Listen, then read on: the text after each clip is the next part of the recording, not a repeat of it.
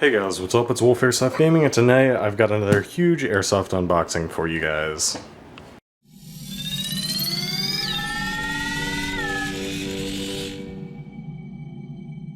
So to start this episode off, there is a lot of money in these packages. Some are from private sellers, some are from, I've got one from Airsoft Junkies, and I think that that's the only official one.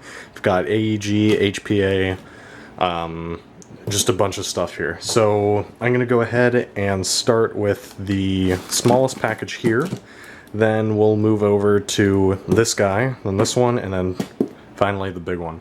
So with that being said, let's get into this guy.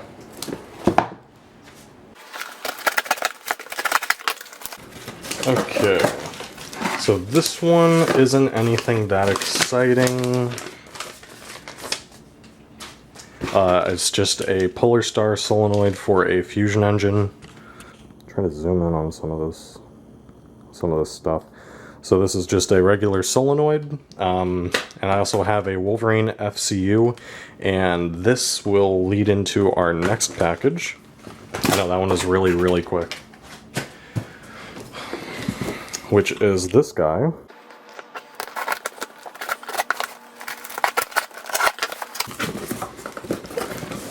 Okay, so right off the bat, we have a amped Airsoft HPA tank. This is really packaged nicely.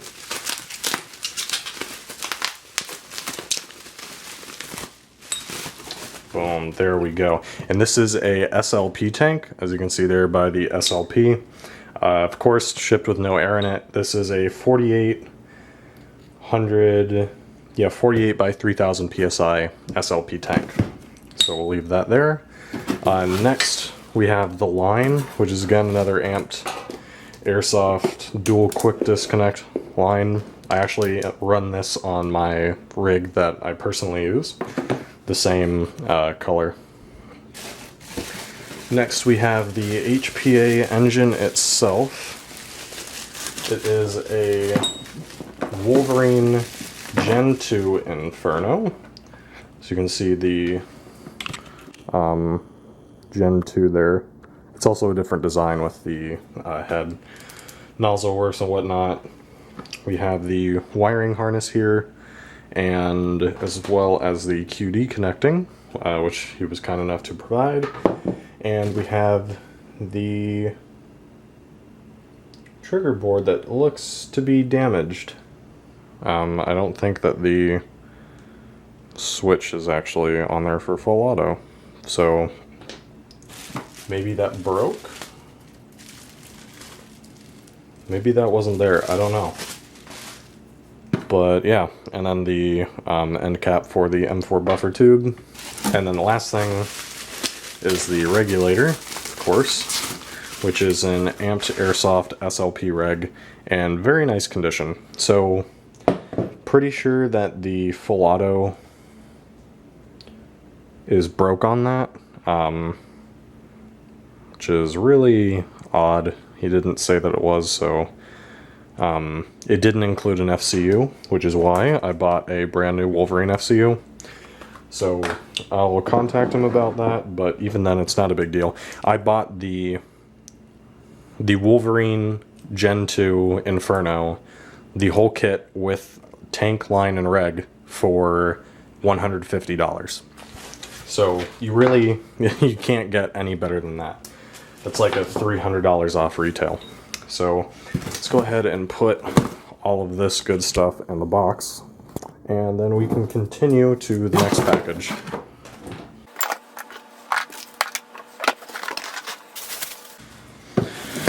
Okay, so now we get into a bit more of the fun stuff. So this is a little piece that I picked up that I'm planning to do a build on. I might not actually record it, but I've got a lot of things planned for this little guy.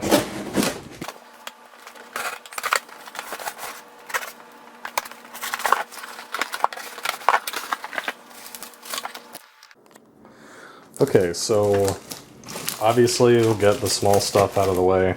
This is a mid-cap magazine for an MP5, obviously.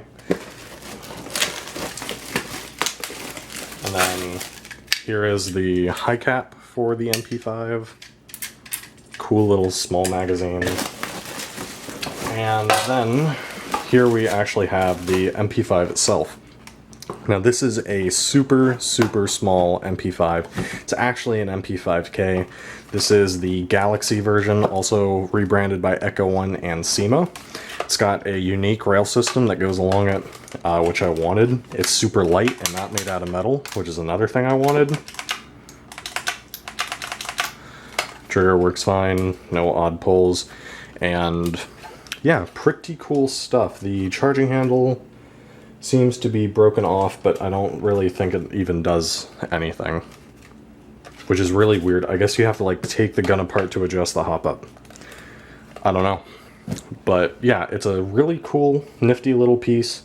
I'm actually turning this either into a DSG or an SSG, and this is going to be a sidearm so that this will actually get holstered, and I'm going to be putting a retractable stock on here so that it'll retain this size and weight, but be able to pull out to a full-size carbine for a airsoft sniper sidearm. So pretty cool stuff. Along with it, it comes with an M4 stock right here, which adds length to it. I'll go ahead and put that on. Okay, so here we actually have the full MP5 with the retractable stock, the high cap magazine installed, and you can kind of see a better overall view of the gun.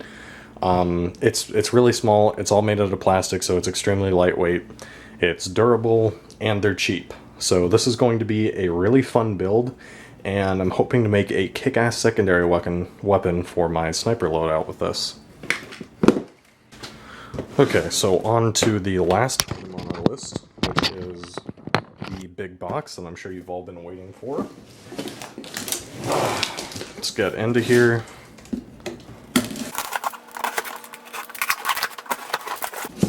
So this gun is supposed to be literally like brand new. I know they just came out on the market, but for whatever reason, the original box isn't included unless it's inside here. No, it's not. So, okay, at least it looks like it's the right gun. But very interesting. Don't throw your boxes out. Okay. So, I guess being cheap, he decided to ship it in half. So, great for an unboxing. Here's one half of a gun. It actually looks really good. So I'm gonna unbox the upper and then we can put these two together.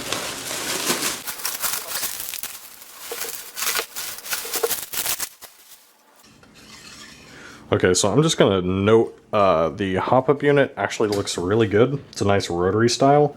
It's got a very nice solid click with numbers, kind of like the Crytek hop-up unit.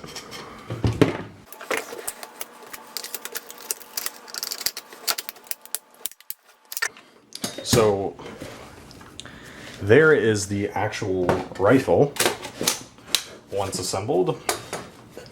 It is, of course, the G&G MBR 308 rifle.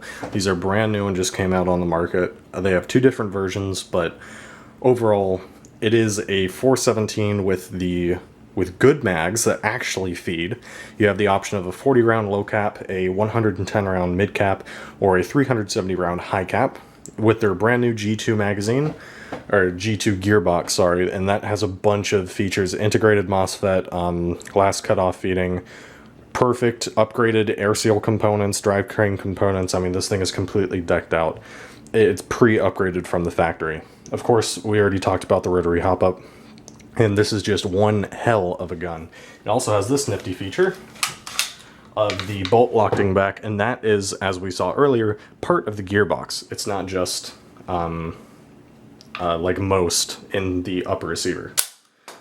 So really cool features. It's really a big step forward for Airsoft, and I really look forward to using this as a battle rifle, a DMR, and possibly even a sniper. This thing can take almost anything you can throw at the gearbox, so This is going to be running 450 spec for Milsim DMR, and then possibly even higher, although I do have the PSG one for that. So overall, a bunch of stuff. I'm going to get everything back on the table, and then we'll wrap the video up.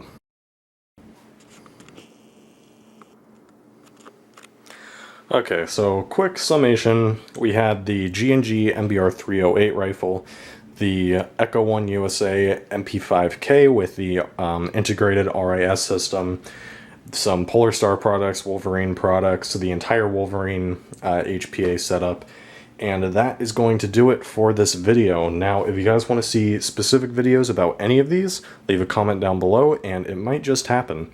So, more projects to come on the MBR 308, unless I need cash quick. And the HPA stuff is all going out the door because I am dropping HPA officially. I prefer AEGs, and I've gotten 300-foot accurately shooting sniper build as an AEG, so I have no need for HPA now. If you want quick trigger response, you know, there's SSGs, DSGs, good DMR builds, good sniper builds, whatever, as an AEG, and I'm also going to bolt action now. So HPA is going out the door for me. It's just not my thing. But other than that, these two guys will be sticking around, hopefully. So again, hope you guys enjoyed the video, and I'll see you in the next one.